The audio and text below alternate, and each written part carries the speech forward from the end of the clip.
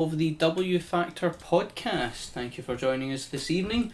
As always, my name is William, and I'm joined as ever by Luke, and we are going to work our way through this week of wrestling. Now, if everyone has kept up to date, even with just news rather than obviously watching the shows, then yeah, it's going to be a bit of a weird week to discuss. But yep, so we will dive straight in with Monday Night Raw, which was for some reason known as In Your Face. Yeah. I have heard that before in wrestling, but I'm not sure why this Raw is Raw In Your Face. However, the show opens with your commentary team, Michael Cole, Byron Saxton and Dolph Ziggler, who goes from doing a storyline with Otis and Mandy Rose to main eventing a pay-per-view for the WWE title to Raw Underground and now on commentary. Seems like Ziggler's just doing whatever right now because, you know. Yeah, I mean, in my head, I imagine he's really poor and he's just doing any job that WWE is asking him to do. Yeah. For anyone who's watching on Twitch, we have images that will go through the show, much like every week. Anyone that's listening, me and Luke will break down the images that are on the screen if they are of interest. For example, the picture of Dolph Ziggler that I've chosen to go with this week is Money in the Bank Dolph Ziggler, where he's walking to the entrance ramp, down the entrance ramp, with AJ Lee, who he was in a relationship at the time, and Big E, who is probably my favourite version of Big E at that point, because he was part of a heel team rather than I don't know. He was okay to me at that point because he was just muscle. it wasn't as funny back then. He's a lot funnier in the New Day than what he was back then. However, it was a good introduction for a lot of people to be like, oh, there's that guy that we seen doing squash matches for a while, actually doing some backstage commentary stuff. So we have Drew in the ring, holds his title in the air, lots of pyro, which in a very enclosed arena, that's going to set off some fire alarms eventually, so cool beans. Adam Pearce makes his presence known and explains to Drew that the condition that Randy Orton is in after what happened last week is very serious, and Drew's match with Keith Lee on Monday night, his match with Keith Lee has a new stipulation. If Keith Lee wins that match, he becomes the new challenger for Clash of Champions. So Randy Orton doesn't really get a say in that matter. I'm not sure if it is a serious shoot injury Randy has, or if they're just trying to add to the story. But yeah, Adam Pearce as well. Guy has just Been doing a lot. In this storyline. And a lot, I mean, let's be honest, when it comes to backstage personalities, you don't really remember them. Like, especially the sort of the backstage interviewers, like, I couldn't even tell you what they're called. I know there's a guy called Sam Roberts that kicks about somewhere, but so Adam Pearce, for some reason, he's starting to build up this character that's came out of nowhere, but apparently he's been in the company for a long time. So yes, that is the stipulation for tonight's main event. If Keith Lee wins, he becomes the new opponent for the title at Clash of Champions. If Drew wins, then it remains the same, Randy versus Drew in an ambulance match, which is much like the Mimosa Mayhem match. You can win by pin, submission, or putting your opponent in an ambulance. Oh, I wonder which one's going to happen. Why don't you just say, like take away the other two? Yeah, that's what I was going to say. Just like put it in an ambulance or something. Or if you need an ambulance, Yeah, something like that. But I mean, whenever you put in this third sort of condition of winning, that's really wacky, you know that's what they're going to do. Imagine doing a match like that and then making the person win by pin. I know. You'd be like, what?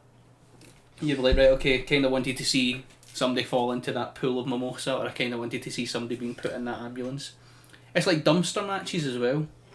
Like, you kind of just want to see somebody get put in a big bin rather than just be Yeah. submitted or pinned or Just whatever. let that be the rule of winning. Yeah. Like, So next on the show we have what I've started to call Nakaro, yeah. because I'm just trying to save time on writing all my notes. So instead of doing Shinsuke / Cesaro or Nakamura / Cesaro, just put Nakaro. That's a pretty good name, to be fair. That's what I'm calling them, so I'll stick with that. So Nakamura and Cesaro, who are the SmackDown champions, have taken advantage of what's known as the brand to brand invitational.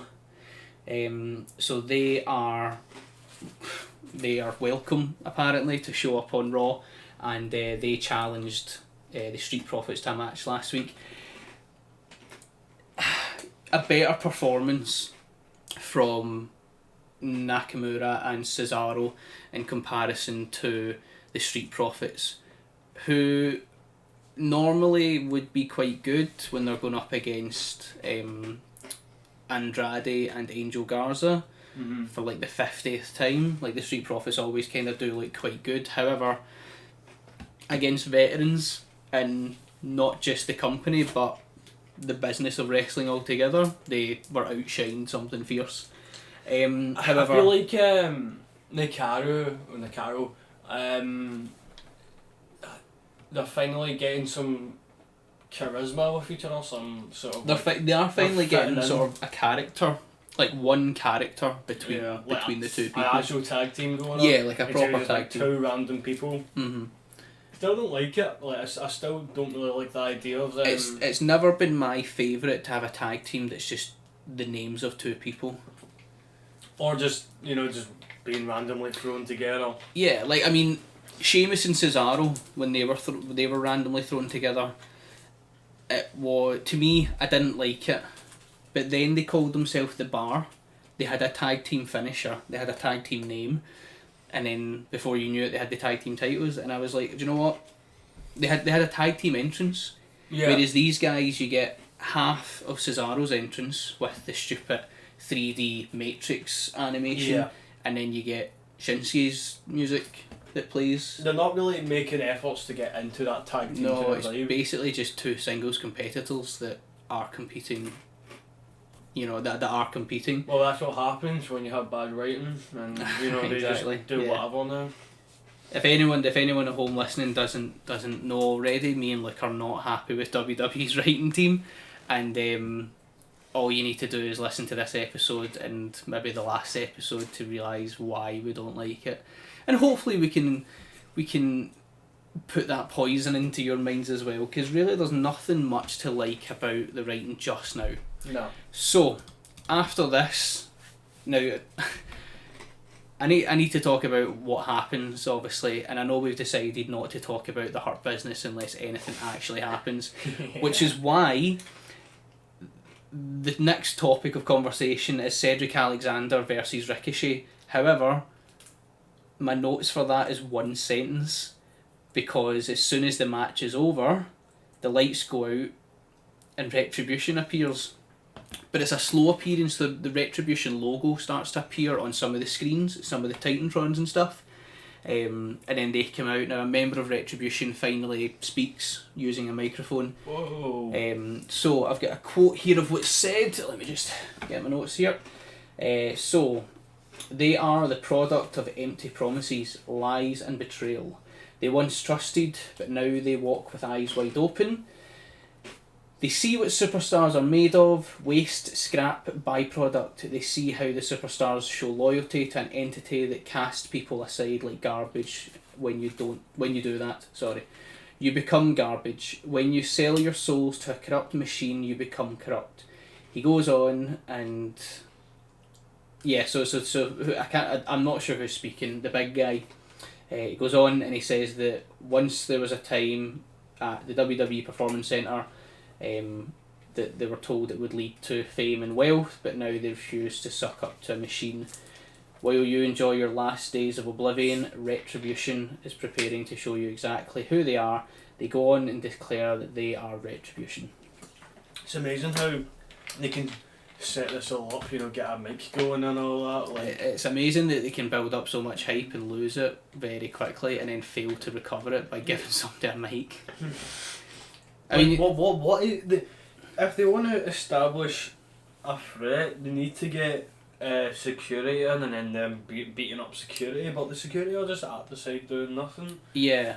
I think the thing as well, you showed me an image where one of the guys of Retribution Oh yeah. looked like it could have been Roman Reigns, and then I showed you an image where someone had identified who they think all the members are, and I'm not really sure why these members are looking for Retribution per se. Most of them are on NXT, and okay, they don't have storylines just now, but they've not been cast to the side either. Like, Do you think WWE was planning to do Retribution before COVID? now, if WWE were planning to do Retribution before lockdown happened, I would say that the people that were fired at the beginning of lockdown would be members of Retribution. However, it's very clear that it's not, because most of their employees went to Impact. Yeah. So they are not Retribution. They're quite busy at the moment. They have other jobs now. So yeah, that's what we get from Retribution. That's not all we get from Retribution, but that is the sort of the highlight, is somebody speaks. Big whoop. I'm sorry, Retribution. I mean, anyone that knows, anyone that watched the older episodes, I personally was intrigued and excited for where they were going to go with this, and they've lost me. I'm pretty sure we were making fun of how they were doing stuff in the first place. They had WWE logos, It was, and then yeah, decided to spray paint a WWE logo and then cross it out. rather than just spray paint over an actual WWE logo, they would make their own in spray paint and then cross that one out. Yeah. And then they lost me after the first week, because the first week they come in, they're throwing fire bombs at the generators, they are chainsawing the ring ropes, and then the week after that they're throwing bricks through a window, like teenagers at corner shops. This is the problem with all writing in WWE. There's no direction. There's no. I feel behind it. like someone else wrote the first part of the Retribution storyline, and then, I don't know, got sick and gave it to one of his lesser colleagues, or like he left the paperwork lying on a desk unfinished, and the janitor came along and finished it and handed it in. They're just writing it as they go. Which is not what we were told. Like, we were told ages ago Yeah. that storylines are written a year in advance. No, they're not. See if this They're is just written a not. year in advance. This is bull. Like, we'll talk about it when I talk about Biggie. Yeah. So next up on the card we have Asuka versus Mickie James. Now it's not a. Oh God, I can't even remember. I don't think it's a title match. I think it's No. just a. Oh no, it's a title match. Sorry, it was. It was. But this was a title match. I believe this was a title match. When I watched it, I thought it wasn't. I've written in my notes that it was a title match, but I could be wrong. Anyway, their match is interrupted by an advert break. Oh. I'd honestly see when you've got backstage stuff, that's when you have an advert break. See when Retribution grabs a mic and gives off their speech, then you have an advert break. Don't lead into somebody else's match. And yes, I understand that they're on the USA Network, so the USA Network decides you have this much of TV time, then it's adverts, then you get this much of TV time, then it's adverts. But work your show around that. Yeah. Don't just have your show and then in the middle of somebody's match, whether it's a title match or not, because I can't remember, but whether it's a title match or not, don't interrupt it with an advert, especially when it's a women's, not just low down in the women's division. This is the Raw Women's Champion and her opponent for Clash of Champions, and it's just like, honestly, but this match itself was a whole disaster. So Oh yeah. yeah, I spoke to you about this because I was really unhappy. I am really excited for Mickie James being back in the company. I thought it was amazing when she came back in like 2016 or something like that. It was great. She had great ring gear, like over the top great ring gear that made me think of her old school Attitude Era stuff, and it was great seeing her back. She is like a proper, I think she's 42 or 43 or something, but she's not lost it. She still has that ability. Not Dustin Rhodes level, not Jericho level ability, No. but she's definitely got her own version of that, her own standard. So yes, James looking really good, considering she's been out of the picture for a wee while, and the age comparison between herself and Asuka. She drops Asuka with a kick to the jaw. However, the camera angle they chose, you can see that the kick doesn't connect at all. Like the John Cena, the 5-knuckle shuffle, where it clearly just punches the mat, Yeah. but the opponent always reacts to it. So it was much like that. Or like, I don't know. Multiple people have got really bad ones. Like Super The- kick. the super kick can be Yeah. done really poorly, or the drop kick. Any move where A headbutt can be done poorly. a headbutt can be done really poorly, or a punch can be done really poorly, because you find that a lot of people, to make noise on a punch, they'll stomp the ground. Mm-hmm. However, if the camera isn't looking at the ground, if the camera doesn't have their full body head to toe in picture, then you don't see their foot moving, and you just see the punch going right past and hitting absolutely nobody. So yeah, they had a kick much like that. Asuka kicks out at 2 after getting pinned. There's a bit of back and forth with like mat wrestling. So we've got the Asuka lock on the image on the screen. We've got the Asuka lock on Mickie James. I chose that picture because Mickie James has got this really weird. She looks animatronic when you Yeah. peel the face off. So I decided to go for that picture. Just sheer because Asuka blocks a DDT from Mickie James. Asuka then rolls Mickie into a 2 count. Bit more back and forth. We get the Asuka lock. Mickey's resisting the Asuka lock, so she doesn't look as if she's going to submit anytime soon. And the referee calls it a match and says that Mickie James can't continue. Mickie looks shocked. The Thunderdome, from what you can see, looked shocked. A lot of pixelated faces looked really disappointed. Yep. And I was shocked because, okay, I didn't see Mickie James winning it, but at least pin her, or at least have her actually tap out. Don't just stop the match. You know what would be a good idea? If Retribution disguise themselves as refs and like through matches, Yeah. that kind of thing. But like, I was Do guessing, you mean like just have a referee that turns out to be a member of Retribution, or have Yeah. somebody wearing a balaclava but also a referee t-shirt? both? You know, I would go with the latter. I think that'd be hilarious. Yeah, and then still go through with the match anyway. Yeah. Because security isn't doing anything. Exactly. Or you can have like a.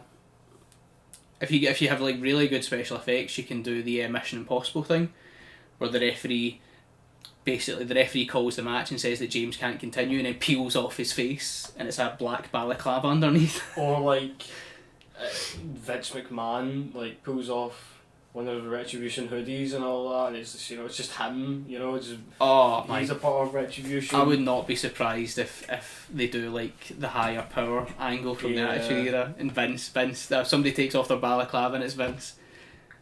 I don't even know who would be shouting at, because nobody really cares about, like, no one's going after Retribution, or maybe Adam Pearce, because Adam Pearce hires some muscle on this week's episode of Raw. It's all a ploy to just So get back at yeah. Adam Pearce for all those years ago. It was me, Adam. It was me all along. Just make it interesting I at least, know. because I don't know where Retribution's going, but unlucky for James.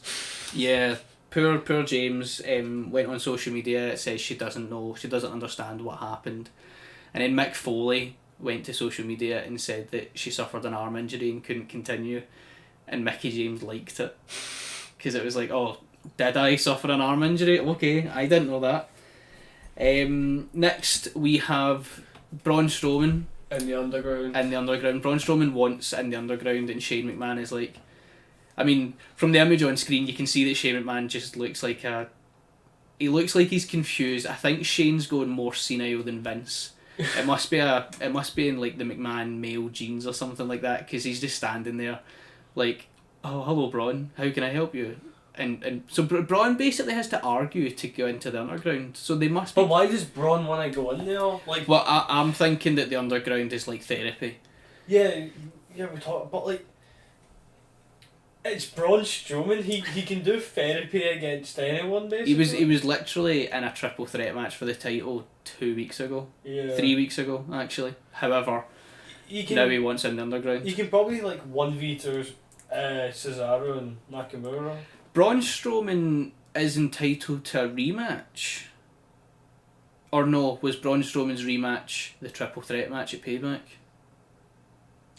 I'm not sure. I'm not sure if that would count as his rematch or not, but any champion that loses their belt is entitled to one rematch. They can either do it the next night, they can do it the next pay-per-view, whatever. But Braun never really got that, but then again neither did The Fiend, because he lost it to Reigns. Are you telling me that the rating's gotten so bad that they forgot their own rules? I mean, I'm pretty sure that was clear from what happened last week that we thought was... They forgot about their own rules when Bayley tried to be the referee. Yeah, they forgot about the rules then. They forgot about their own rules that people can't go into their own building and spray paint their walls. And then they signed them exclusively to that TV show. Yeah. They also forgot the rules when Roman Reigns doesn't sign the contract but shows up on the pay-per-view and wins the title. What is going on, man? I'm genuinely tired that the writing in WWE. I'm always going to watch it. I'm never going to tune out of I'll tune out of Impact. I'll tune out of TNA. I'll tune out of NXT. I'll come and go from New Japan depending on if I can find streams and stuff. But I'll never tune out of AEW. I'll never tune out of WWE. But I'll be honest, I would rather I want to just get through Raw, and I want to just get through SmackDown. I don't want to continue. I feel the more I talk about it, the more I'm just tired. I'm going to have a look in the chat box just now. I'm going to use my laptop though, because I'm sitting a wee bit further away from the screen. So Congosaurus, they did away with the mandatory rematches last year when they were doing one of their big shake-ups that lasted about 3 weeks. I didn't know that, and if I did know that, I've clearly get rid of it. I don't know why they get rid of the rematches though. It was a fair clause, and it just means that. I mean, I don't know why they would get rid of it, because they love to fill TV time with bullshit. So you could very easily just have your ex-champion having a rematch that they're not going to win. At least that's 20 to 30 minutes that you're filling. It seems like a weird thing to get rid of. Yeah. Out of everything else that they've got. But when you were saying that you'll never tune out of WWE or something, that wrestling goes on all year round. They never really stop for breaks, do they? Or lockdown. Yeah. So what?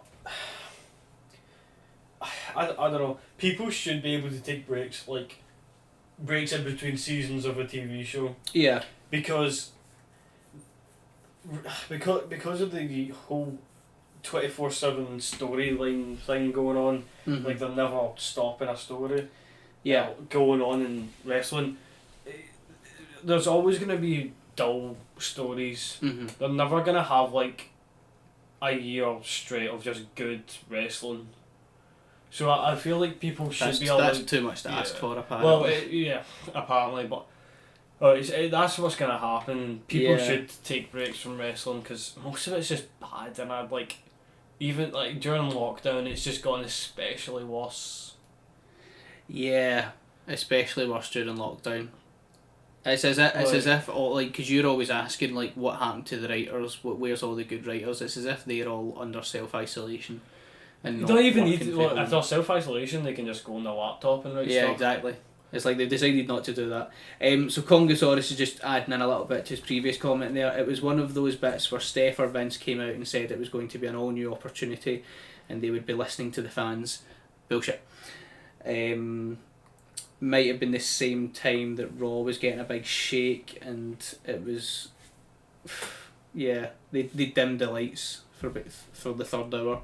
Yeah, I mean, they're constantly... That was a big thing as well. They said they were going to listen to the fans, and then the next night was the exact opposite of what the fans wanted, and the social medias were just going absolutely mental. And then there was a lot of people saying, "Come on, surely you expected this." Yeah. As fans of the company for God knows how many years, surely you expected that when they say they're going to listen to the fans, they don't actually mean listen to the fans.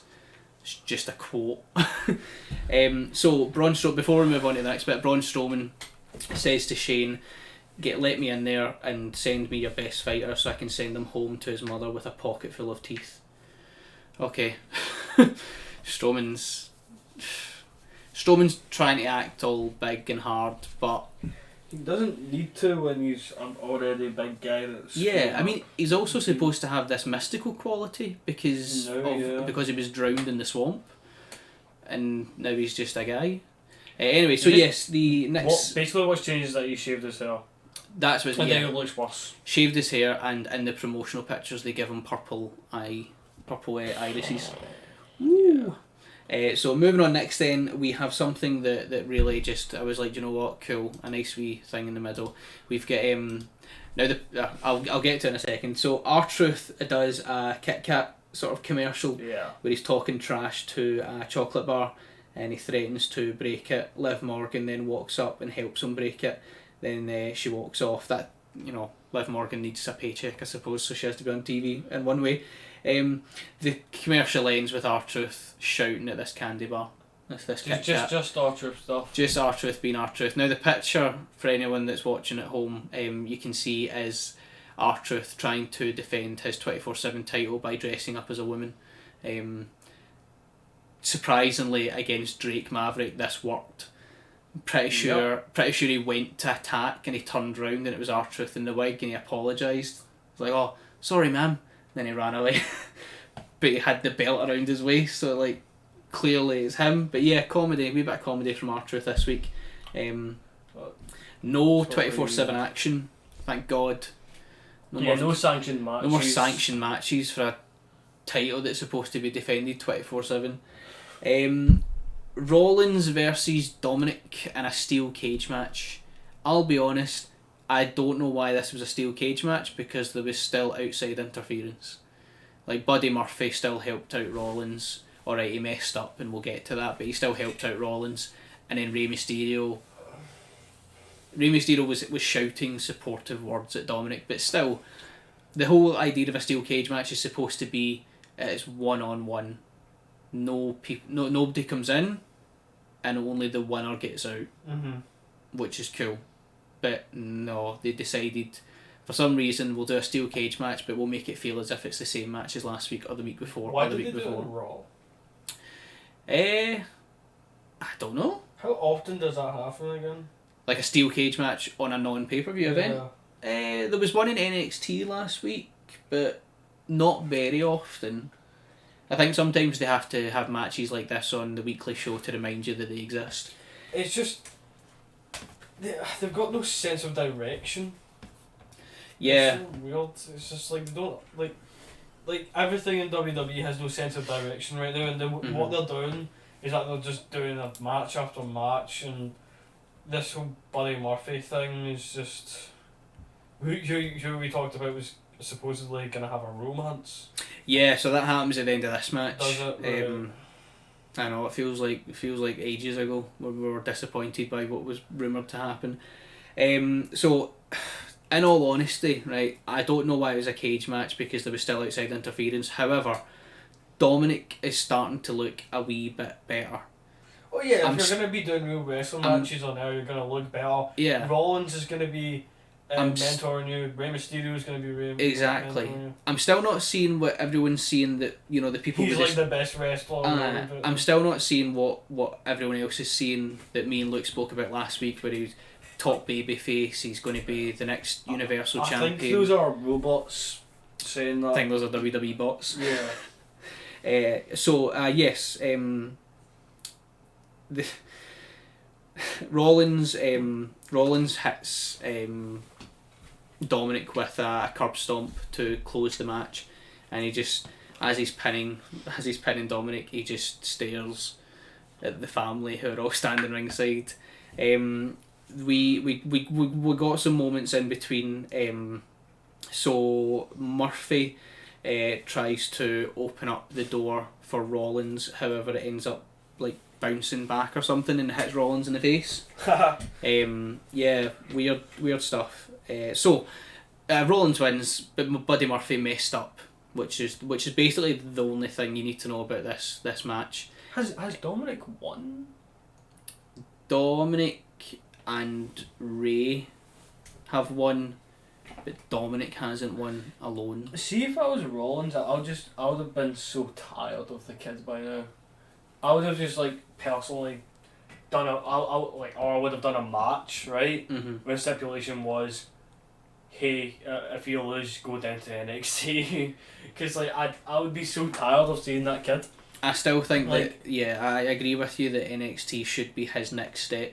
And yeah, okay, it's a, some people view it as a step down, but Well, it's a deserved and needed step down. 'Cause Yeah. he's a currently young wrestler. NXT is getting more viewers than your Raws anyway, so a step down but up at the same time.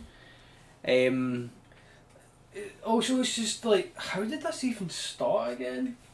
Like, I know Ray and Rollins had a feud, but how did Dominic just kind of showed up? And So it was just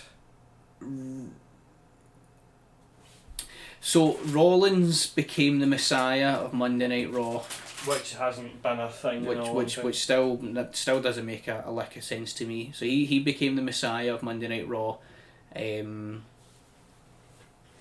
They tried to get Rey Mysterio to join him, but he said no. So he tried to get Rey Mysterio's son to join him, and he said no.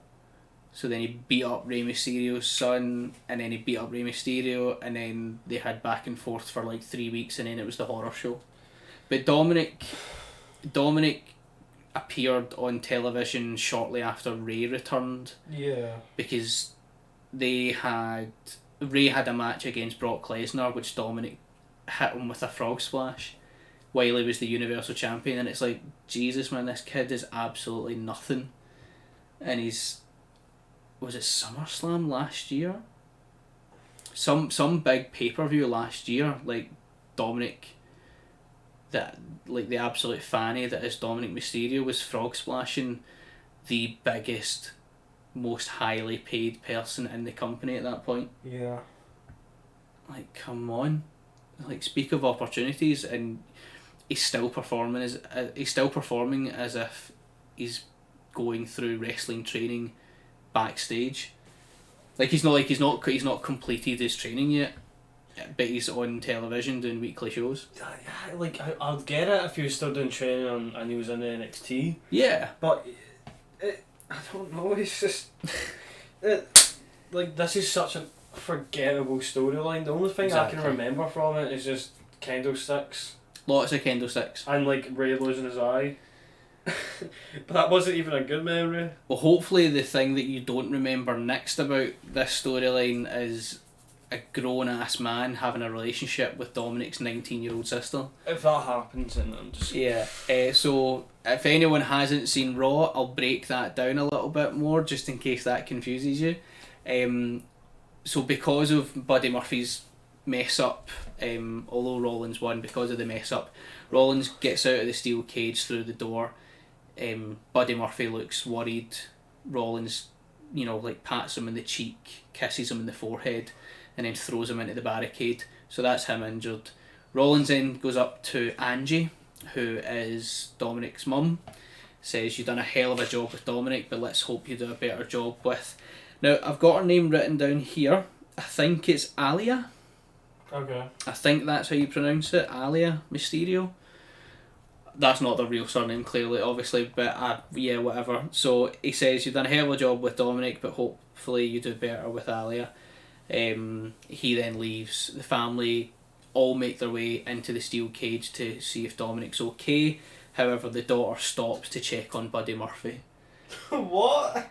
She like puts her arm around him and lifts his head up with by the chin and stuff, like really,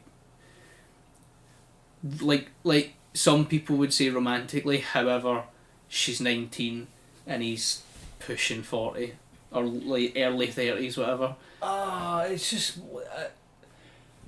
why? I don't get it. It's Exactly. if today's a depressing episode, it's just because wrestling's just so Yeah. bad right now. If I could open the show by talking about Dynamite, I would, but unfortunately, it's not Monday Night Dynamite.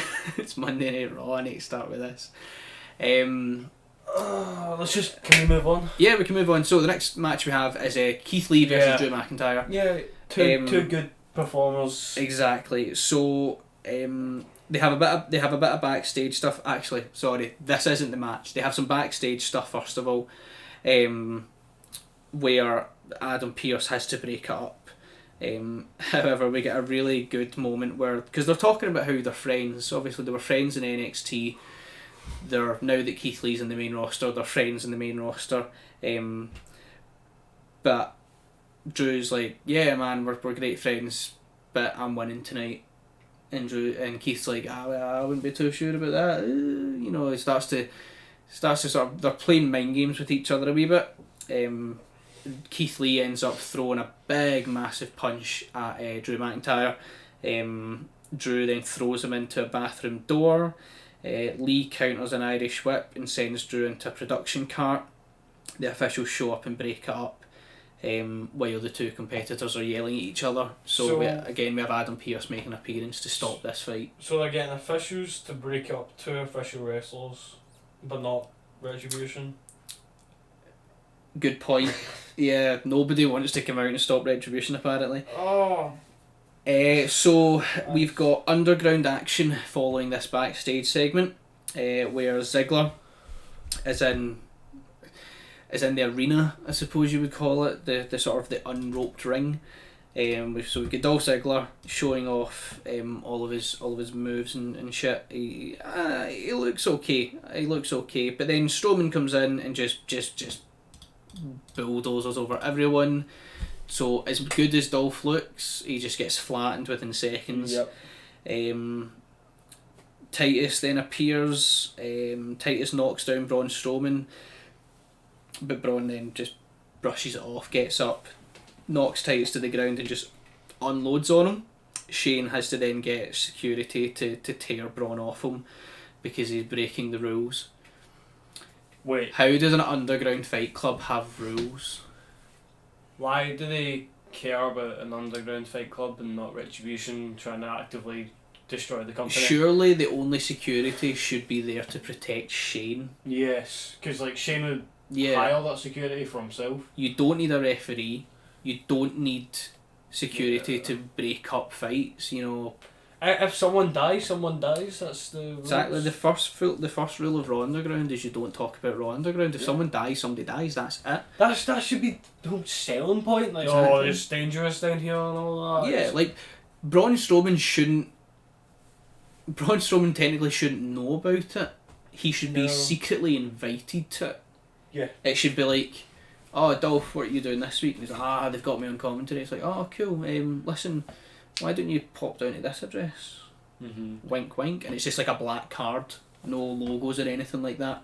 But then it's televised during the main show. It's not even televised as a separate entity. It's televised in between Raw. It's just writing again. They're not thinking about what they're doing. They're just going, hey, let's do this. This is pretty cool. Like, yeah. How we doing it? Do it. Like that's basically the conversation. Done.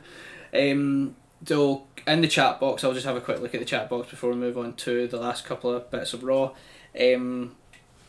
So the thing that Congosaurus remembers from the Mysterio and Rollins feud is Cole and Tom Phillips repeatedly shouting the Mysterio family name and legacy will not be destroyed. I'm not commentary's rubbish on Raw and SmackDown actually, unless you get Samoa Joe. Samoa Joe really made commentary quite interesting, but apart from him, it's rubbish. Also, Dolph decided to bin commentary, get a complete change of clothes, and then go and get his ass kicked in the underground. That's pretty much what happened, man. He was doing so well, and then Strowman came in. Imagine being buried on the main roster, going to a separate show, and then being buried there. Like, Dolph Ziggler can't escape the shovel. I wonder if like they're telling Dolph to do this or Dolph's just asking to do it. Just like, oh, somebody beat me up. Kongosaurus is just jumping in there, same with Titus. So we've got Titus O'Neil, who looked really good last week, started looking really good this week when he knocked over Braun Strowman. Like, why are we getting big names from, like the actual rosters and not just getting new big names? Yeah, like Underground. Like the big guy, Kota something, Yeah. whatever his name is. So then we've got a quick match between Kevin Owens and Aleister Black. Which makes no sense. Yeah. Because nobody cares about So it. I still don't know why Aleister Black is angry at the world. Is that his new gimmick? Apparently so. He's just an angry fellow. So Wow. Aleister Black and Kevin Owens put on an okay performance. Kevin Owens is selling an injured knee most of the match. It actually sells it really well. Like, he doesn't forget and he doesn't confuse which knee it is. However, as Aleister Black looks as if he's about to pick up the win, the lights start to flicker. Woohoo, retribution. Then Kevin Owens hits him with a stunner, picks up the victory. Done. Main event time. The two guys, Drew McIntyre and Keith Lee, put on a good performance. You can tell that they do still know that they're friends as much as they are sort of frustrated with each other. Drew's probably looking at him as like, why have you completely changed? Why are you speaking in a certain way and all that? Why have you got a t-shirt on now? Why have you got so they changed his outfit one more time. He's now wearing like a Big Show singlet. Yeah, but I prefer the whole jacket towards this. Yeah. But I don't care if he's showing his belly or something like that. Like, He didn't even look that bad. like Rikishi showed his belly and Otis. stuff. Samoa. Otis shows his belly a lot. I don't know why they done it. I like the purple kind of pants, whatever he's wearing. I think that would have been it. I don't know. It's just I don't.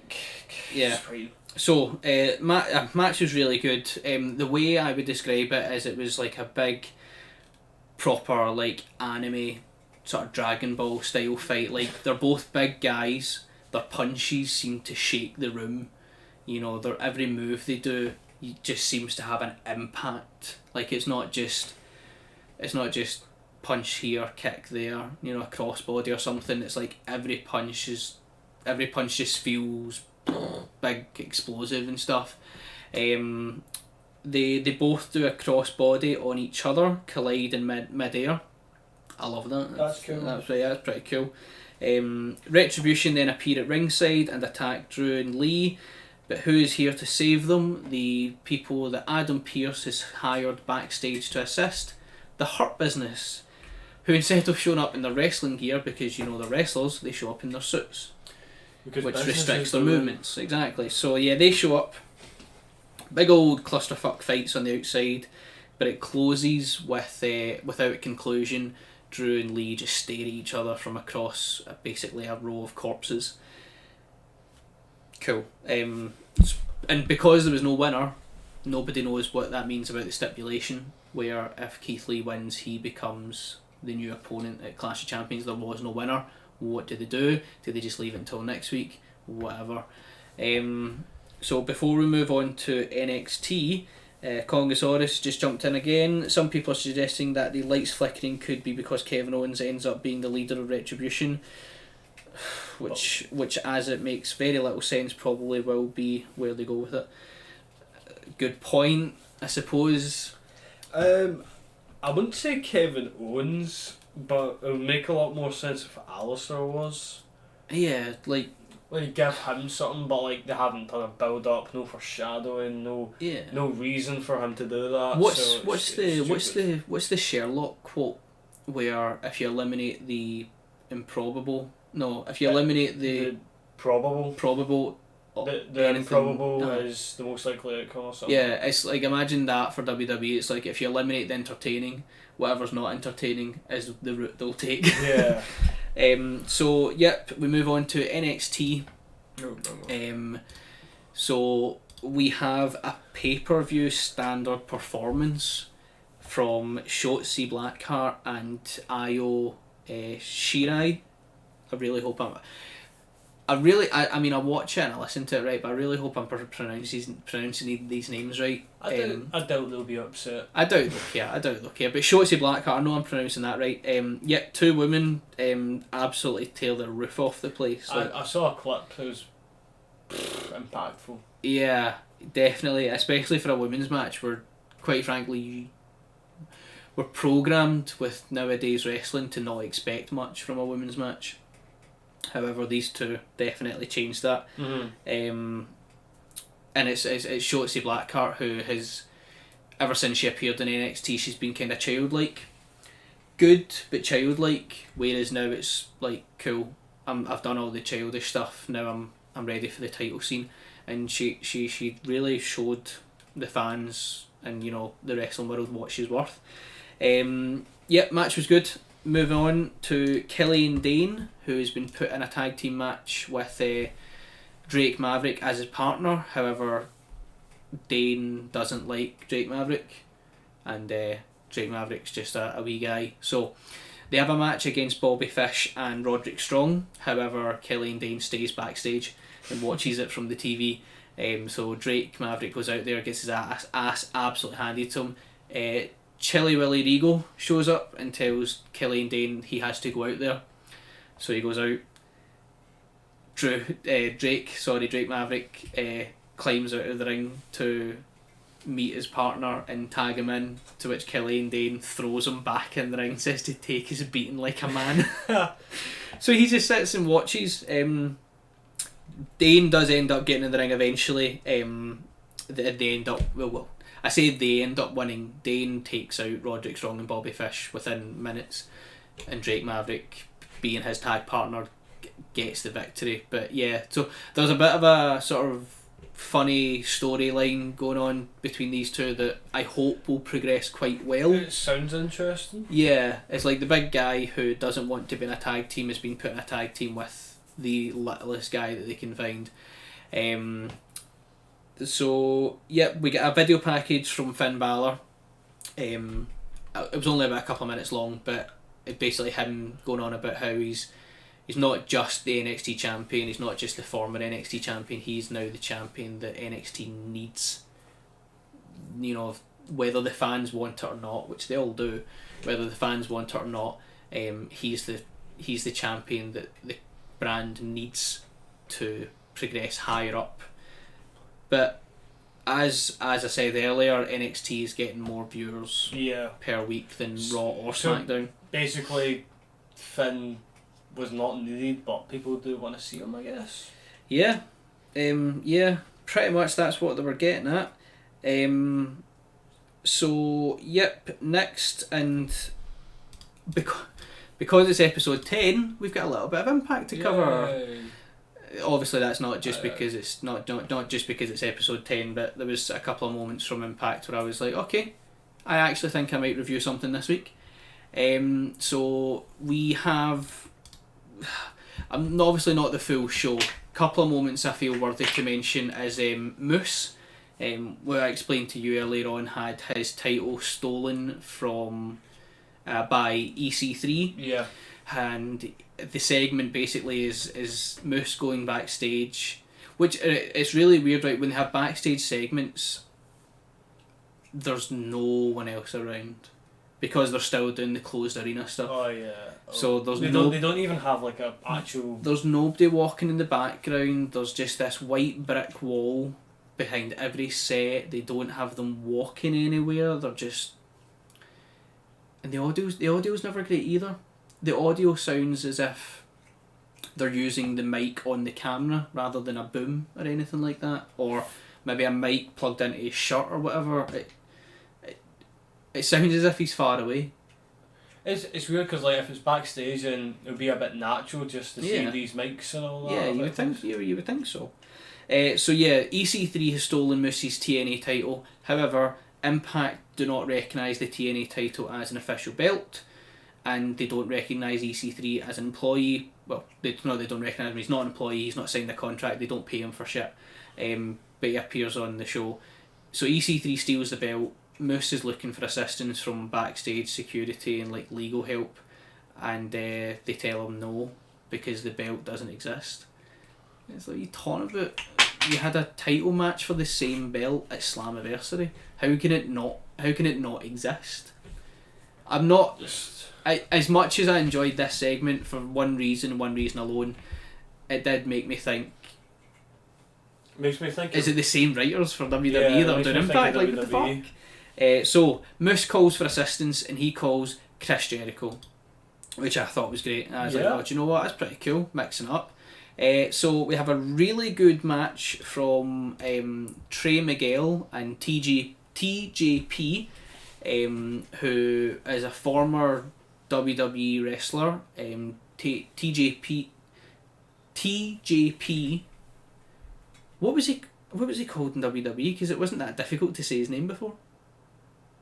Can't remember. But anyway, TJ Perkins. TJ Perkins was his name in WWE. But for some reason, just saying those three initials is make my brain have a bit of a meltdown. So anyway, he won the Cruiserweight Classic. He won it, like this big tournament WWE put on maybe 6 or 7 years ago. He won it. Then he became the Cruiserweight Champion. He would defend that belt weekly on both Raw and SmackDown. Then they were given their own show called 205 Live. He lost the belt. He appeared on the main roster for Raw. And I don't remember him even being released. But he's on Impact now. Yeah. So yeah, these two guys put on a really good match. It's a lot of acrobatics and stuff, which isn't everyone's cup of tea. However, I'll admit quite comfortably that I like flippy wrestling. It just feels so smooth when you watch it. Yeah, like especially when it's like Japan. Oh yeah. Yeah, definitely a lot. It's a lot better than like watching WWE doing their lucha stuff. Yeah. Their luchadors aren't good at lucha style, apart from Rey Mysterio. No. Like the people that do lucha stuff in WWE, like probably did Lucha House Party and all that. Yeah, they probably done lucha with people that don't do lucha. It's like Ray would have been in Mexico or something. Yeah, he would have trained with proper luchadors and stuff. They just would have like self-taught lucha. So. Probably. Kongosaurus in the chat box there just saying that he was originally Suicide or Maniac in TNA originally. I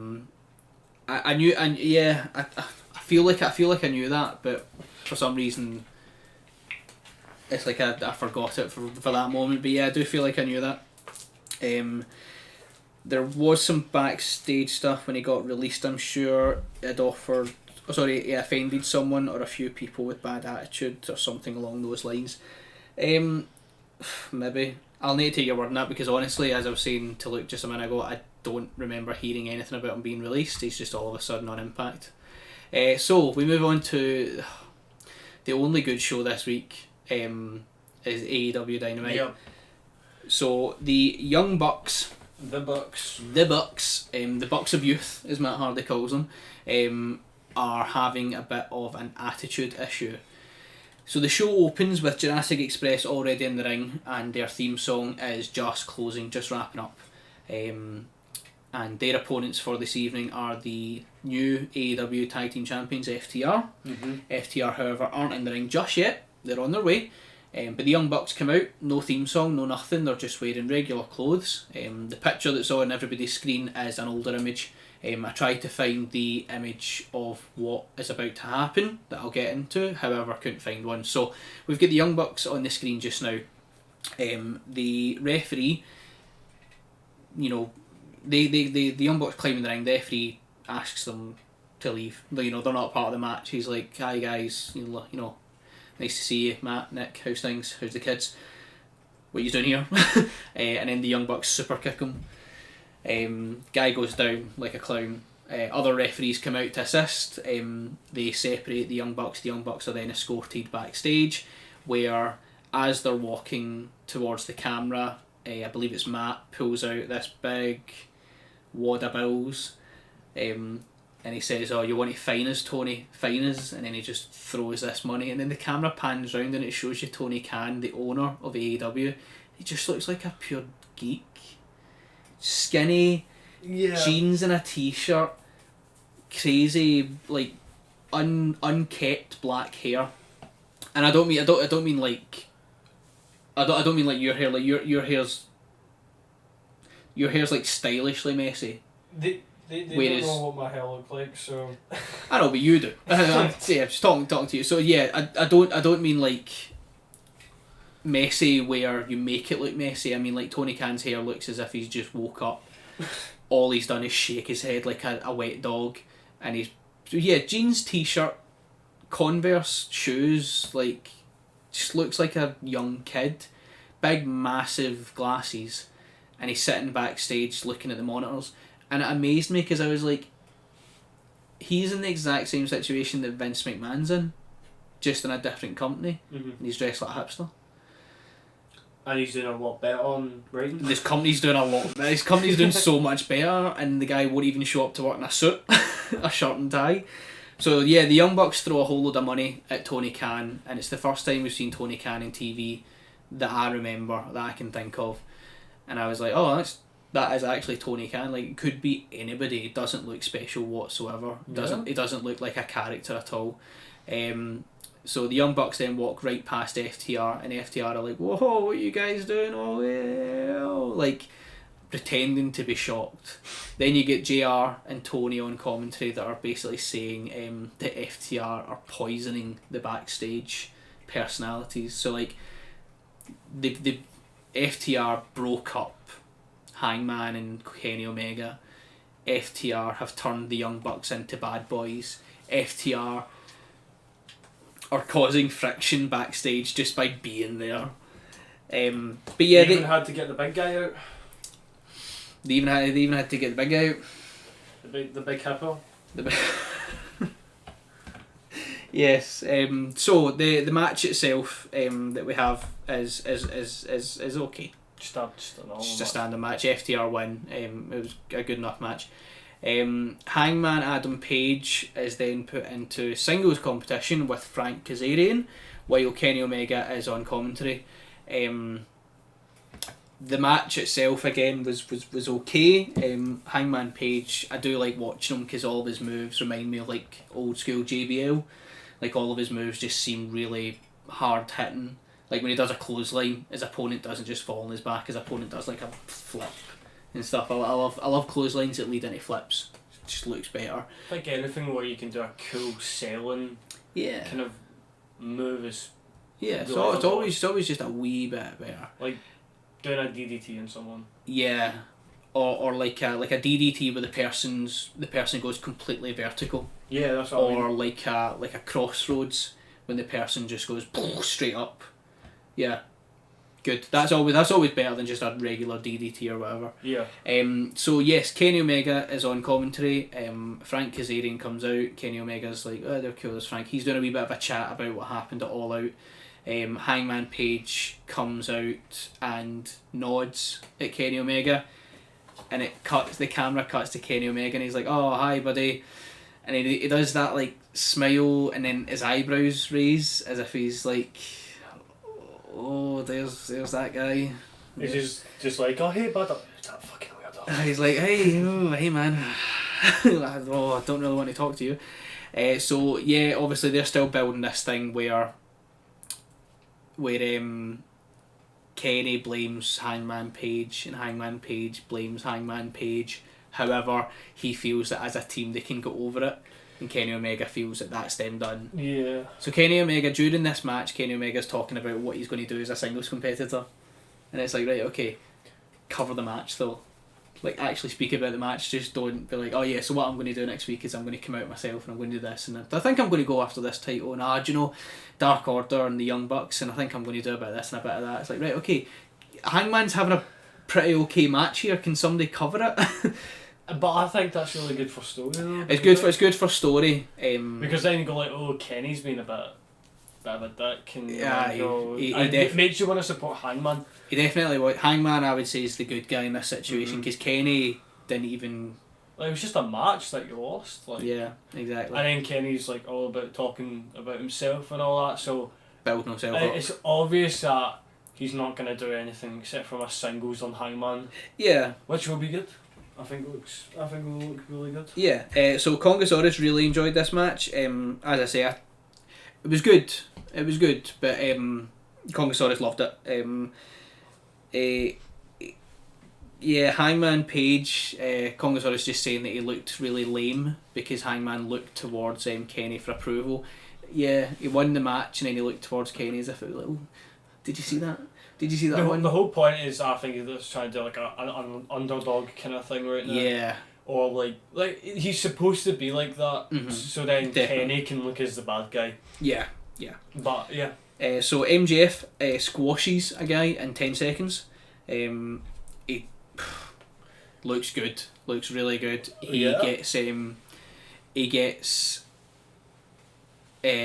what's his face? Justin Roberts, the ring announcer. He gets him to announce him as the uncrowned AEW champion. Nice heel. No. Yeah, MJF's a good heel. Oh, a good heel. MJF's a great heel. MJF He is the only really good heel just now. I'd say he's probably the best heel, the best wrestler right now. Yeah, exactly. He is. And we do have he does have Wardlow in the ring with him. Oh, So yeah. even after saying last week to Wardlow that I will make your family homeless, Wardlow's still working for him. Well, yeah, he needs that family. That's right. He needs his family with a roof over the head, I suppose. Yeah. So although it was a squash match and it was very quick and very brief, MJF's personality comes out, which is great. It's always great to have even if it is just a squash match. We then have Chris Jericho and Jake Hager, who are being referred to as Jake Jericho. Jake Jericho. Yep. They take on the Private Party. However, before the match starts, somebody goes backstage. One of the backstage people are back there, and the Private Party are trying to help Matt Hardy, who has been assaulted. Took a really bad shot to the knee, and Chris Jericho and Jake Hager show up and it's like, oh Matt, what happened? But Chris Jericho's holding a baseball bat. So it's like, oh man, what happened? Oh, it's a shame now you're not going to be out there to help your team as we absolutely destroy them. And oh man. So then they tell him to get well soon. They laugh and leave. So it's implied that it was Jake Jericho that assaulted him. Now again, whenever I Google image search Jake Jericho or Chris Jericho and Jake Hager, I can only find pictures when Chris Jericho was holding the belt. And I don't want to use images like that because that's just way too old. I can do better. I But guess. unfortunately, the next picture I found made me smile so much that I decided to go for that one. So anyone that is listening rather than watching, we have Jake Hager with his arm over a cardboard cutout of Sammy Guevara and Chris Jericho having a big old smiley hug. But Jake Hager looks like he chokes cats on his downtime. He definitely looks as if he murders animals so that he can prevent himself from murdering people. Next up, So next up, the NWA Women's title is actually defended here, which I thought that's what we discussed last week. That cool, they've got the NWA Women's Champion there, but does that mean that the belt's on offer? And apparently it is. She goes up against Ivelisse. Again, Thunder Rosa put on a tremendous performance. Ivelisse, I felt, struggled to keep up. However, come the sort of end of the match, it was quite good. My favourite part was the fact that the NWA belt, it doesn't belong to AEW, but it was being defended. I thought it was quite good. It could have. Yeah, it wasn't going to change hands, but it's the fact that it could have. Yeah, Interesting. you know the outcome, but there's stakes. Mm-hmm. So. Yeah, there's now more belts there for people to win. There's more opportunities for people to become. Yeah, to look good as well. To look good, yeah. So yep, we have AEW story progression as Lance Archer, who is the #1 contender for the AEW World Championship after winning the 21-man Battle Royal. Yeah. Fun match. Yeah, so we've got Jake Roberts, who does most of the talking this time. Does he do any weird stuff, or like get weird, like just something weird happen, like his clothes being ripped off to show something spray painted on his back? No, Is it fairly normal this time? It's fairly normal this time. Like, Okay. he never smiled like a Chuckle Brother. He never had his clothes. Not even he ripped the clothes off. Lance Archer ripped the clothes off. Yeah, of that's him. what I mean. Just something weird. Yeah, happened. so that never happened. He never opened a sack and pulled out a snake and laid it on an unconscious woman. Yeah, that happened way before we started doing the show. That was creepy, anyway. creepy Jake the Snake. Anyway, so yes, the man. yeah, so he does most of the talking, which is good. I feel like if you've got a manager, especially when you've got Jake the Snake Roberts as your manager, and you're a big guy, you don't need to talk. No. Let Jake talk. Don't rip his clothes off, but let Jake talk. So yep, Jake does most of the talking, talks about what they're going to do. They're going to go after Moxley for the title. They're then joined by Taz, who is the next image. I wonder, look, if you can put the images side by side, possibly. That'll do. So we've got Wee Fat Taz. Wee Fat Taz comes out and he makes Archer promise to give Brian Cage the first shot at the belt after he wins it from Mox. Not if, after he wins it from Moxley, which I always think that's good. You'd rather use the word if. You'd rather use the word when than if when you're the bad guys, because you're supposed to be overconfident in yourself. So Moxley then makes his way towards the ring, but he's grabbed by a fan that turns out to be Ricky Starks. Cool. He and Cage then ambush the champion in the stands and beat him down until Will Hobbs shows up. Will Hobbs was the guy who a couple of weeks ago on the show we spoke about AEW Dark, and I said he was the most in shape, out of shape guy I've seen wrestling anyway. So he appears, he helps Moxley by saving him with a chair. Moxley grabs a mic, introduces him. I think this is the first time Will Hobbs has appeared on Dynamite rather than just Dark. So Mox grabs the mic and introduces him to anybody that doesn't know him already, and says that he will be his partner. And he said that Darby Allin will be his second partner, because next week they're doing a 6-man tag team match against Brian Cage, Lance Archer and Ricky Starks. I'm behind that. Yeah. I'd be interested in seeing that. Everyone in there I know and love, apart from Will Hobbs, but you never know. He might really pull it out the bag here. The last match we have is a parking lot fight between Santana and Ortiz and the Best Friends. The Best Friends, I love watching all of their stuff. It's funny. They're both good performers. I found out recently that Trent, who is the quiet one in Best Friends, is a former WWE superstar. I didn't know that, because he still went by Trent, but it was something else. Trent something. I don't know. Yeah. So he's like an old school. He's like an old school WWE superstar. But yeah, so I love watching the Best Friends. The match that they put on, it's not a cinematic match. It is completely backstage, so it's in a parking lot. Obviously, a lot of creative stuff. Very entertaining. Lots of funny moments. And this is all because Santana and Ortiz graffitied Trent's mum's minivan, which just the premise makes me quite happy. So yep, the match ends. They beat Santana and Ortiz, and they get in Trent's mum's minivan, where they look tired but they look happy they've won, and Trent's mum just holds up the middle finger. And she's supposed to be this sweet woman. She's getting so many followers on Twitter. How many is this show? Well, I mean, I think she's verified now. Whereas she is nobody. She's literally just Trent's mum. Like she's just a normal human being. I think her name's Sue something. I don't think that's him, is it? No, that's not them. Yeah, so Wild Looks does a quick Twitter search to find Trent's mum, No, well, what's Trent's name? Do you know?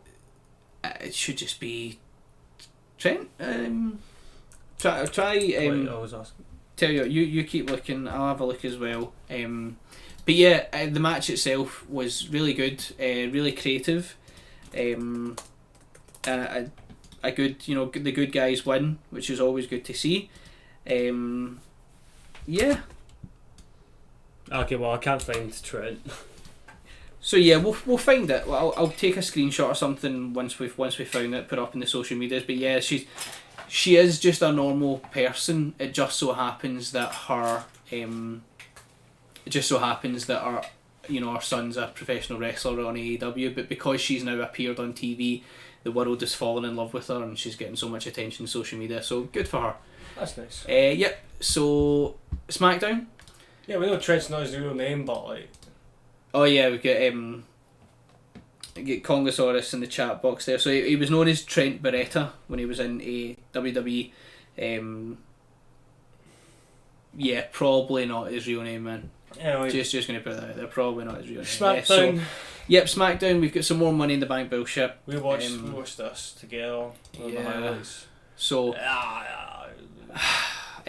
Otis and the Miz and Morrison are having their little talk show called The Dirt Sheet. A lot of like talk shows in SmackDown. Lot of talk shows, lot of podcasts, but like podcasts that are endorsed by WWE, so they don't have to stop it because it's not a third party thing that Vince hates apparently. So yeah, they are having a little dirt sheet moment. Otis comes out to interrupt them. They have a really brief match, and me and Luke were watching it, bored. But then we start.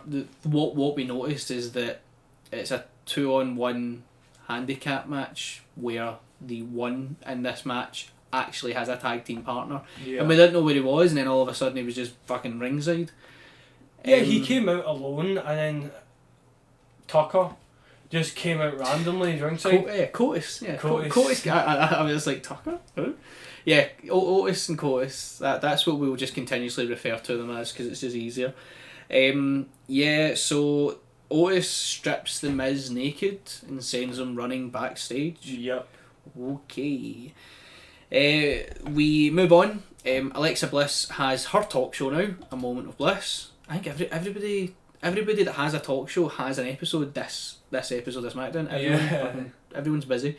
So they have A Moment of Bliss, and they are discussing obviously the fact that Alexa Bliss, Sister Abigail, Nikki Cross last week on SmackDown.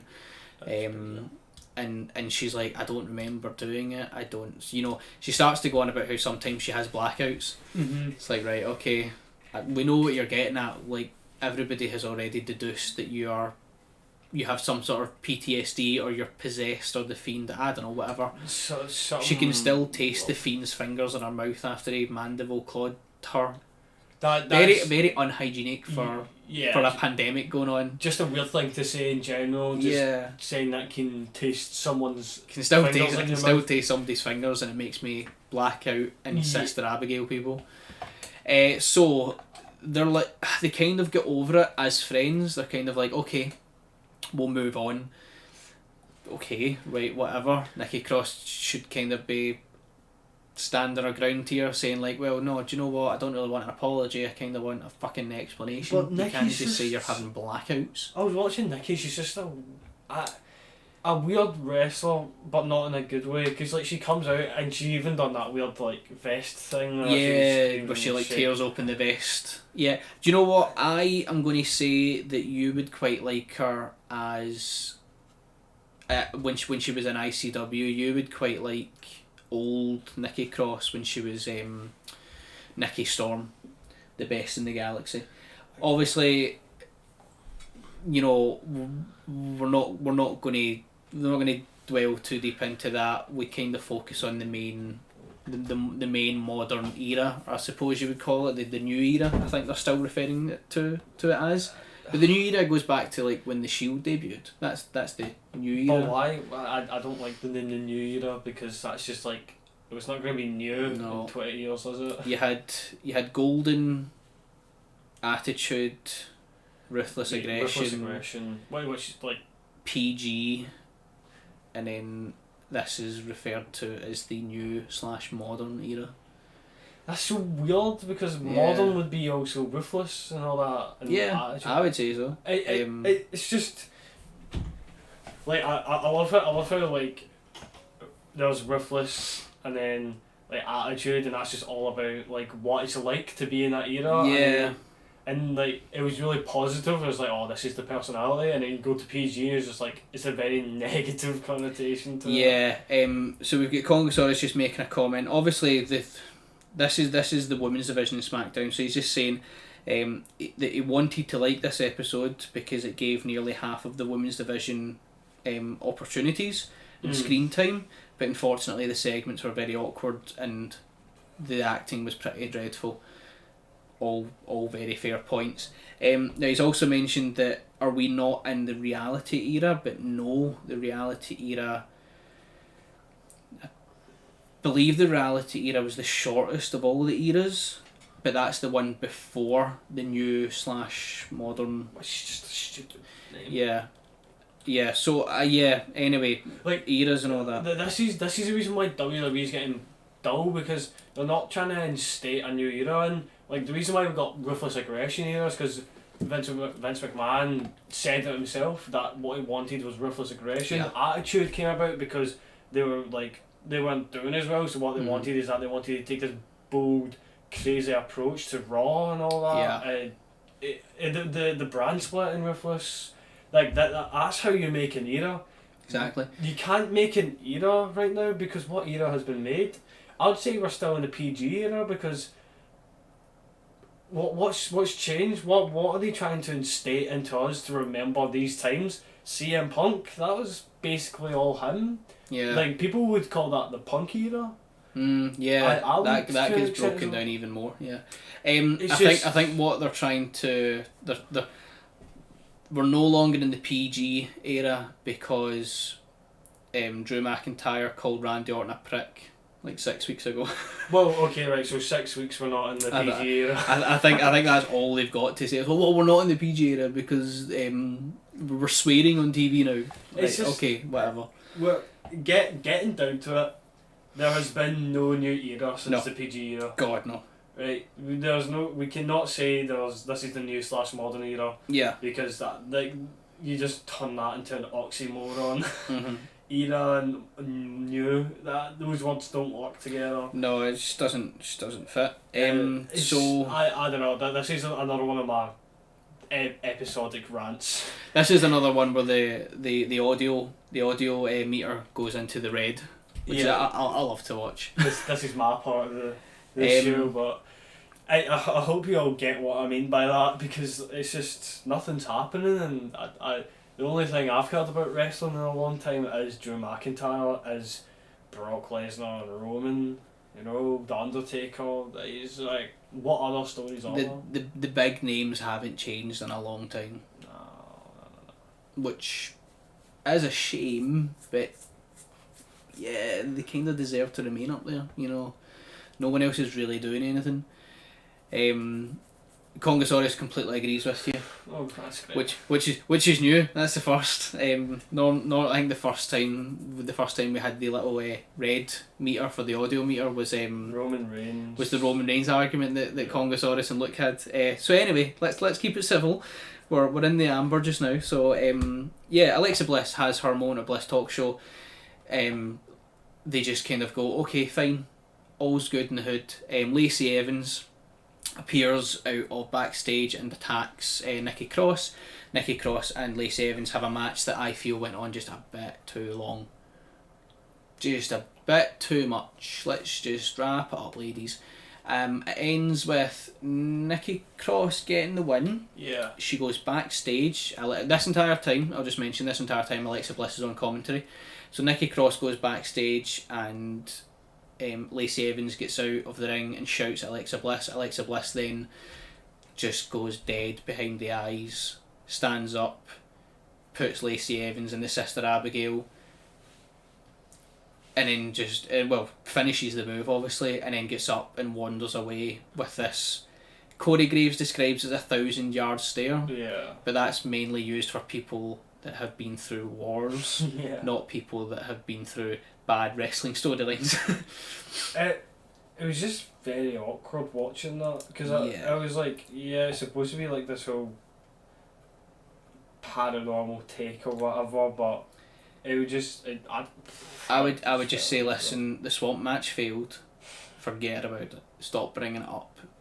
Like, just, I don't know, give Alexa Bliss Just- something else to do. So expand on the Nikki thing a bit more. yeah, so Sasha Banks is backstage with her neck brace on, and she is referring to Bayley's betrayal of her.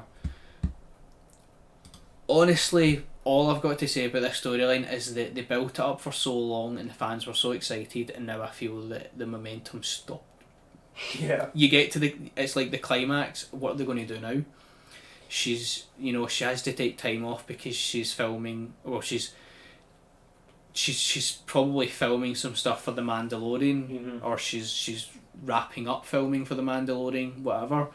But she's got a neck brace on. You're not going to see her competing for a wee while because that's just unrealistic. And we're in the reality era now. Look, no, we're not. Sorry, the reality era was a few years ago. Never mind. We're in the new era. So a neck brace probably could come off. Yeah, a neck brace probably could come off next week. So she's backstage talking to the camera.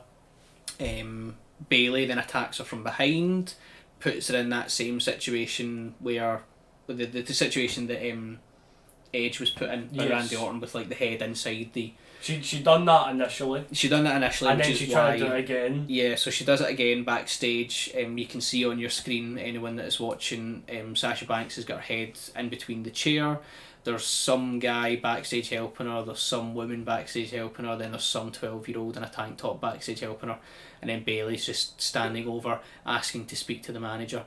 So Bailey isn't trying to hurt Sasha. Bailey's trying to kill her because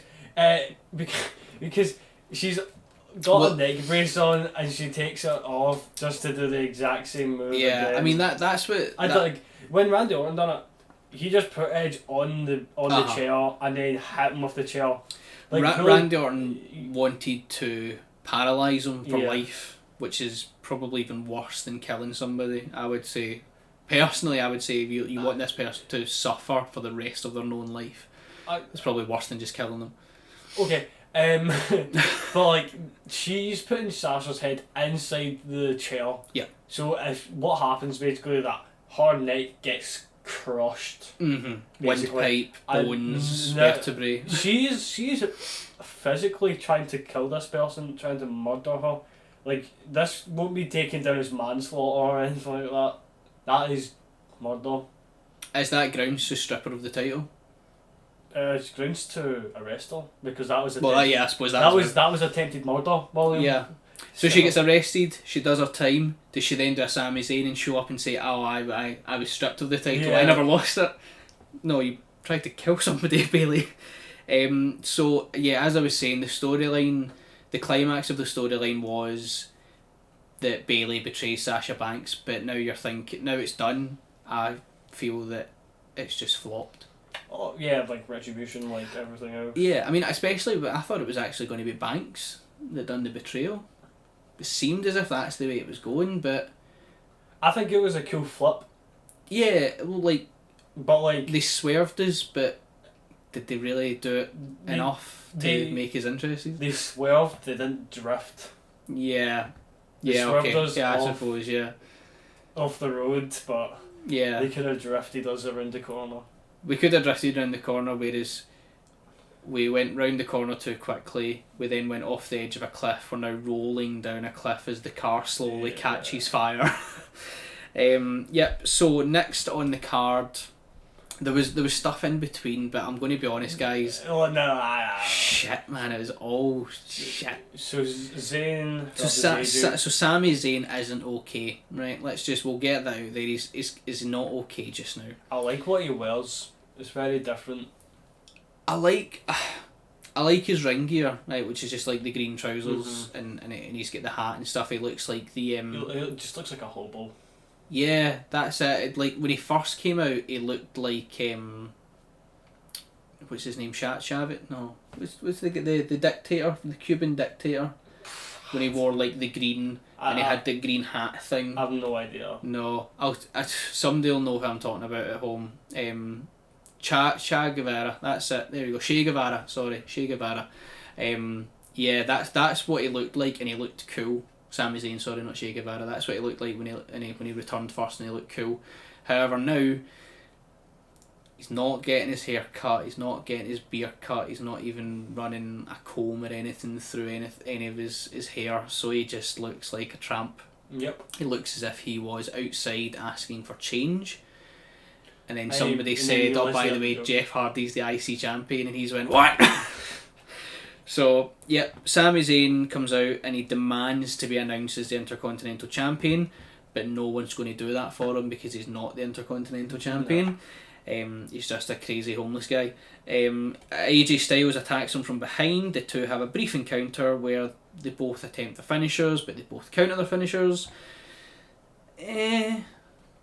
No, I'm not too bothered by shit like that. Jeff Hardy runs out and attacks both men. He grabs a ladder from under the ring and does a really clumsy looking ladder shot where he you know the one I'm talking about. He's holding the ladder horizontal so that both ends are hanging out. He then walks backwards and he hits both of them. AJ on the left and Sami Zayn on the right, and it's like, what? It looked clumsy. He sets up the ladder, he climbs on top, he goes for a swanton on Sami Zayn, who runs away.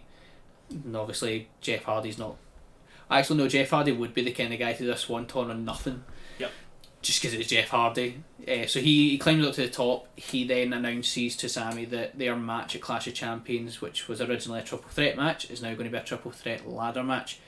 Which, always good to see Jeff Hardy doing ladder stuff. I'm going to expect Jeff to win because it is a ladder match. I'm going to say Jeff wins. I'm going to also say there's going to be at least 2 moments where, while I'm watching it, I'm going to go, Jesus, Jeff, come on.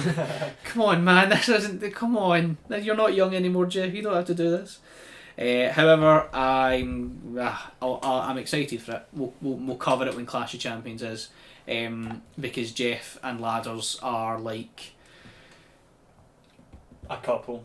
Yeah, I've got all metaphors left in my mind there. Jeff and ladders are like 2 peas in a pod. There we go, that one will do. Big Evil is out for revenge. Look, we'll try. Yeah, 2 pictures side by side there on the screen for anybody at home that can see. So the security guard that was involved in Big E's attack 2 weeks ago goes up to Sheamus and he's like, "Oh man, how cool was that when we attacked Big E?" And Sheamus is like, "Oh yeah, right, okay. Stop talking about it. Like, I don't know who you are.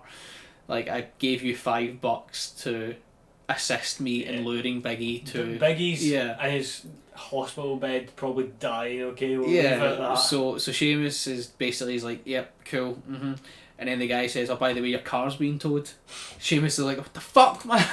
So they both go into the car park, and at that point, you're like, right, they wouldn't have this being filmed unless it was Big E. They wouldn't have Sheamus actually having his car towed. No. And that's all the segment is about. So, they go backstage. Sheamus then gets a pure beatdown out of nowhere from Big E. And I was like, because I was expecting him to be out for a wee while. Yeah. So I was like, he's back! He's back! So he takes out Sheamus. Sheamus gets up and runs away while Big E's beating up the security guard, who I don't know the name of, but Big E just looked awesome. So he beats the guy up, the guy's basically unconscious. Big E then proceeds to pick him up as if he weighs nothing and does a belly to belly suplex on a car bonnet. Now before he gets up from the car bonnet, he slaps the guy, but the guy looks as if he's dead, and Big E still hits him like square in the face. So I applaud you, Big E. I like what he's wearing as well. Yeah, he's I not quite wearing like his usual stuff. So. Yeah, and a wee side note as well. As much as we'll refer to him as Big Evil, and our fingers are crossed for a Big E heel turn, he raised $100,000 for the New Day fundraiser. for a children's charity behind the scenes. Yeah. And apparently a lot of that money came from his Cameo account, which unfortunately will need to be closed down if he wants to remain working for WWE. So Vince. thank God he managed to. Thanks, Vince.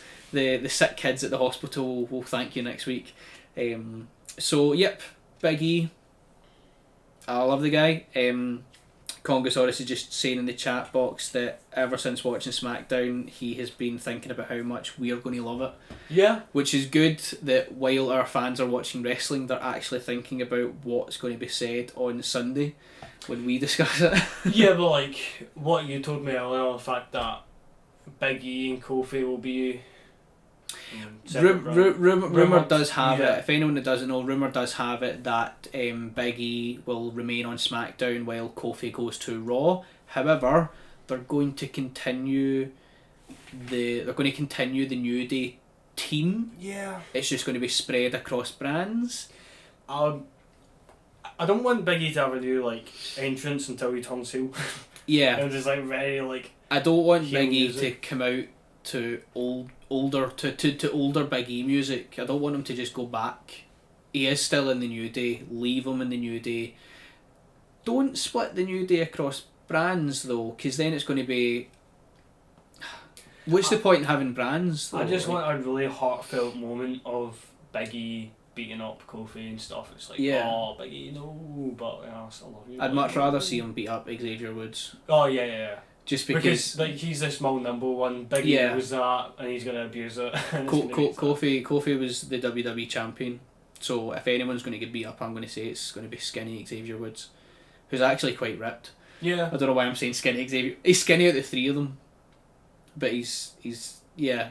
Well, He's Kofi can't really work out his pecs anymore. Yeah, I'm not. What did Kofi do? Do you know? Well, I think it's just general wrestling. Like, Yeah. a lot of it has to do with probably the Big Show slapping his That's a good point. chest. But Yeah, the Great Khali slap and the Big Show yeah. slap will stick with you. But yeah, I think it's just general, just wrestling and. Because he's got the same pectoral stuff that Hulk Hogan, Scott Steiner, and Undertaker have all got, and they're all old guys. Yeah. But he's got it. I say. I I think it was just by chance that it happened Yeah. to him a lot earlier. But And yeah. I do love Kofi, but yeah, Big E's always been my favourite in the New Day, and Big E's the one I want to see go further. So chat box as well. Although it's very odd that Sheamus was there in the next match with apparently no worries about what happened. A good point. Yeah. So the next match we have is the Samoan Street Fight, which involves Sheamus, and it seems as if he's completely forgotten about this Yeah. Big E thing. But they always change what he is wearing in the promotional stuff. Yeah, it's like they just pick like a stock image of Sheamus they have from like the olden days. So he either looks like he's in a gang or he just looks like he's doing his Celtic kind of thing. It's Yeah. just odd. But, Um, still worth a go.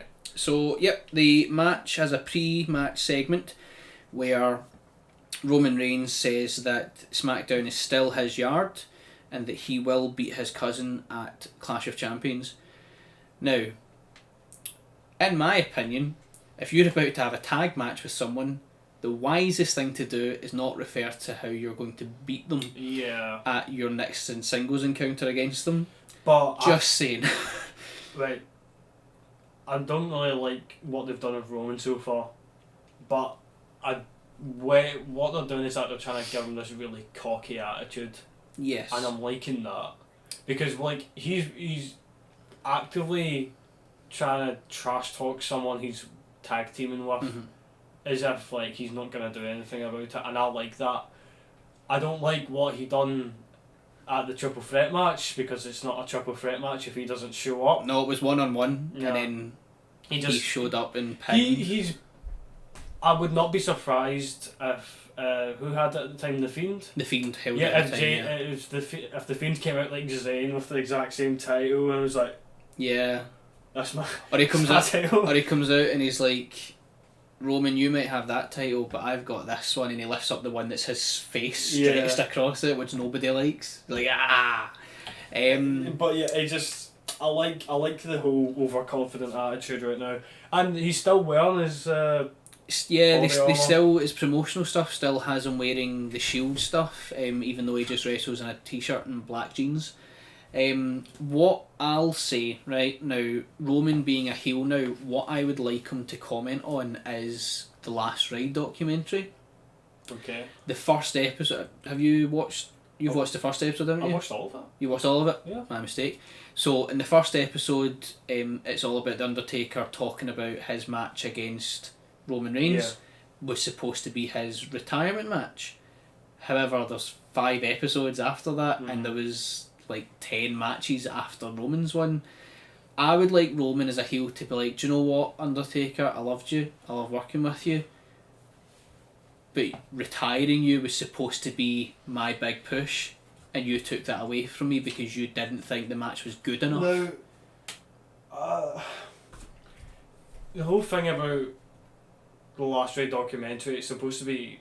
I think personally it should be out with the universe. It should be like a reflection on the WWE universe. Don't not use it in a within it, storyline. and not within it. Right, okay.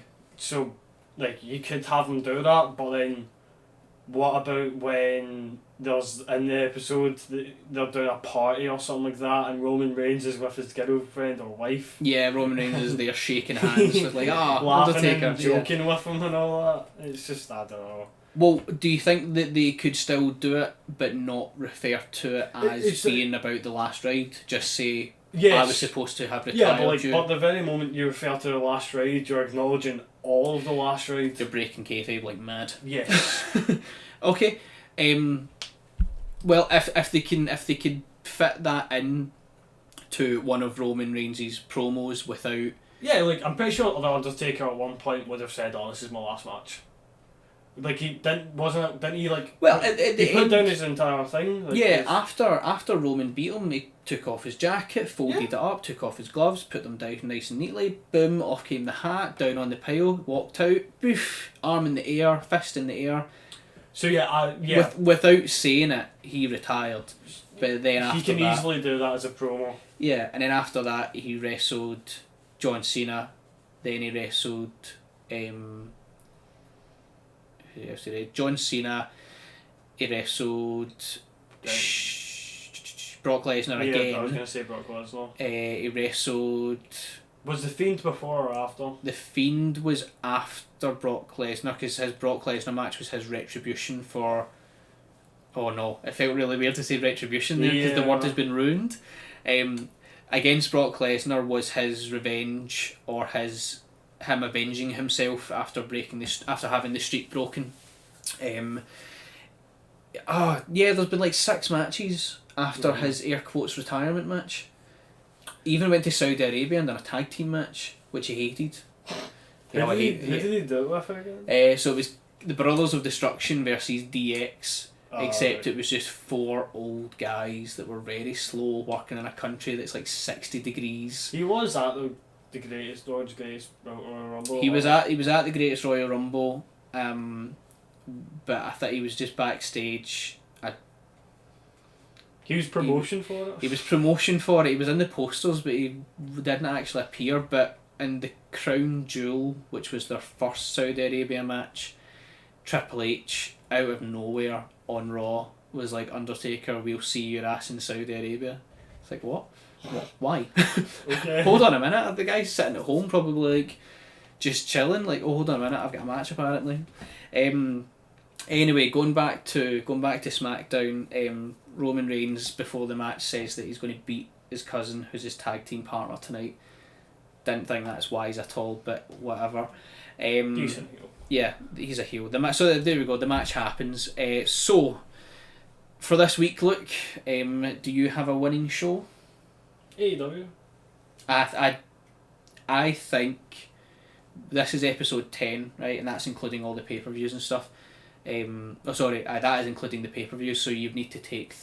This is episode 7 of the weekly reviews. I think so, yeah. We done, yeah. And AEW have only lost it once.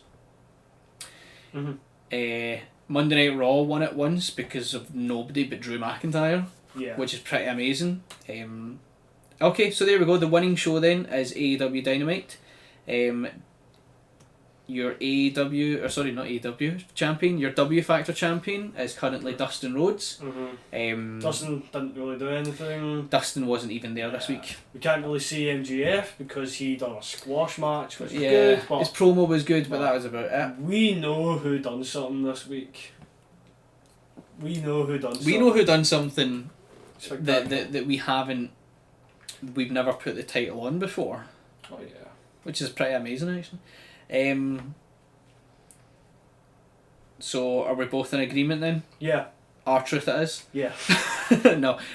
So yes, the W Factor champion for this week will be Big E. Mm-hmm. It has to be, and it's, you know, it wasn't even a match.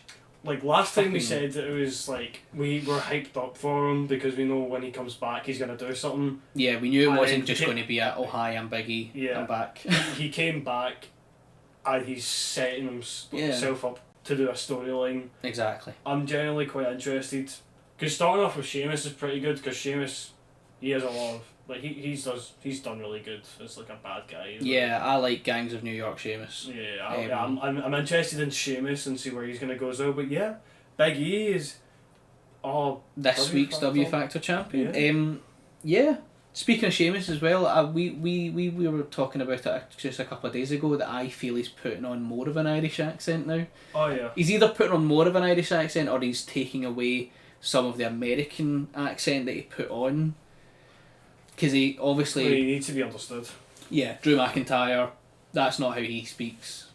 Nikki Cross, that's not how she speaks. Where is Drew from? He's from Ayr, but that's not. Yeah. I've seen the guy live in like Clydebank and stuff. That's not how he speaks. Doesn't. Comes out and he's like, "Aye, it's a great match, you know," but that's not how he speaks on WWE. Obviously, because Yeah. they would think he's insane. So Big E is the W Factor champion. So we'll move on to our next segment, which is the recommend a match that I normally do. I'm going to recommend Edge versus Christian at Rebellion 2001, which was a UK pay-per-view that's often overlooked, especially by newer fans of wrestling, because in all honesty, the UK pay-per-views and the UK shows were never really great. There was never much story progression. However, this is during the invasion angle, and Edge versus Christian, you know, brothers turned enemies and stuff. It was great. Now, also, as this is episode 10, and now it's not our 10th anniversary or whatever, but as it's episode 10, I did nearly put that in one of the Facebook posts as well. 10th anniversary. I nearly put it up as the 10th anniversary, and then I realised, no, anniversaries annually. We've not been doing this for 10 years, we've been doing this for over 10 weeks. No, this would be the 10th week. Yep. Yeah, I've done it weekly. So there we go, 10 weeks of the W Factor. Thank you for sticking with us, and hopefully you've enjoyed each and every episode. Obviously you've not, you just couldn't, as a human being and a wrestling fan, you can't enjoy the weekly shows, but hopefully you've been enjoying the episodes weekly.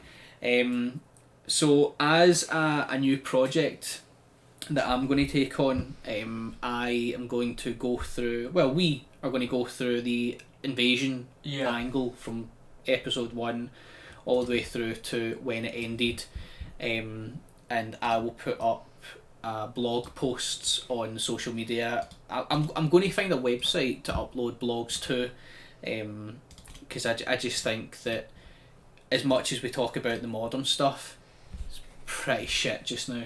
Very. Whereas the invasion angle, okay, it had some bad stuff, but had a lot of good stuff as well. Do you have any news in wrestling? I've got a couple of stuff here. Do you have any? No, I don't. No. Well, just a little side note as well. There's no start date for this review of the invasion angle. But for episode 10, I'm going to tell you that's what's happening. And the announcement. Yeah, the announcement. Yeah, there we go. So we've teased it. We'll get to it. So in other news, The Rock had to destroy his front gate to go and film Black Adam. Apparently there was a storm the night before that knocked out the electricity in the neighbourhood, and his gate runs solely in electricity. Apparently if you Shugle the hydraulics, it kicks back in. However, it didn't do it this time, so instead of being late for filming, he decided to tear off his gate just so he could leave. So he tore off his gate. Security showed up to be like, "Oh, Mr. Johnson, is everything okay?" He's like, "Yeah, I had to remove this from the brick so that I can go and film a movie."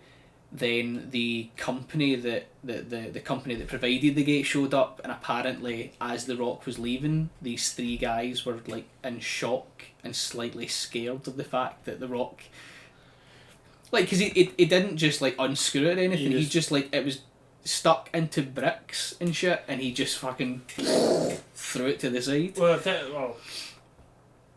If it broke, then I'd imagine it's not as strong as it would have been if it wasn't Yeah, broken. there's no hydraulics holding it in place, Yeah. but he tore it off the hinges. He's lifting up metal. Yeah, and he's going to go and film a super villain movie, superhero movie. I'm pretty sure Black Adam's an anti-hero. He's an anti-hero, yeah, so we'll see what they do with it. Curious. Next, in news, Ronda Rousey shoots on Becky Lynch.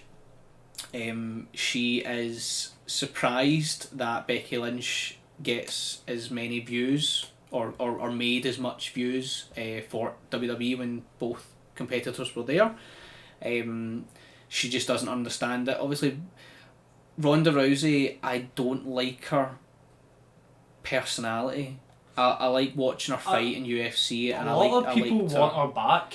I don't get that because I liked her wrestling. Yeah. I just like. But a lot of people want her back, and what I'm saying is like, wait, so you want someone back who publicly talks trash about wrestling? Publicly called it fake fighting, Yeah. and made fun of people. You don't want to have someone. You don't want to employ someone that is saying that stuff about what you're doing as a job.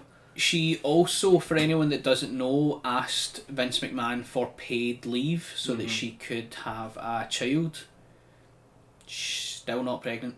That was last year. Yeah. Last year she left the company. She was paid. I don't think she's still being paid, but she was being paid for a long time because she was supposed to still be an employee, but she's leaving to have a child. That child doesn't exist. Becky did not leave until she knew she was pregnant. Becky had a match against Shayna Baszler when she thought she was pregnant. Yeah. Like, that's like, okay, Becky, we know you love the business, but Ronda, be careful. She's a good wrestler, but she isn't as committed as anyone. I No, think. she definitely, she seems like she's definitely just in it for the money. And before we move on to the next bit, actually, Congosaurus, Ronda claimed to be a big fan of the product, but then took the total huff when she got the booze. And it's just absolutely shat on the business ever since. I think it's better to be a heel than a good guy, but than a face. Yeah. It's just like a heel gets all the attention and Everybody it's knows just- that. yeah, Everybody in the wrestling know, business and she's just fans of the she- business knows that. she's a sore loser. Yeah, sore loser. So, lastly, in wrestling news, The Undertaker and Michelle McCool were playing that new WWE Battlegrounds game, the kind of cartoony Right. one. Michelle McCool clearly has picked up a controller before. Like, she kind of knew what she was doing, whereas you can see from the image on your screen, and if you look into the actual video, The Undertaker looks lost. He looks so confused, and he's playing as himself.